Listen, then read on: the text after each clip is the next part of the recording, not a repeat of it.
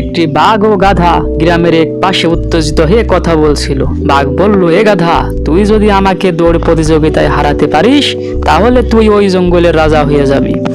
গাধা চিন্তা করলো, আমি যদি জঙ্গলের রাজা হই তাহলে ওই জঙ্গলের সমস্ত পশু আমার কথাই চলবে, আমাকে আর মানুষের বাড়িতে খাটতে হবে না।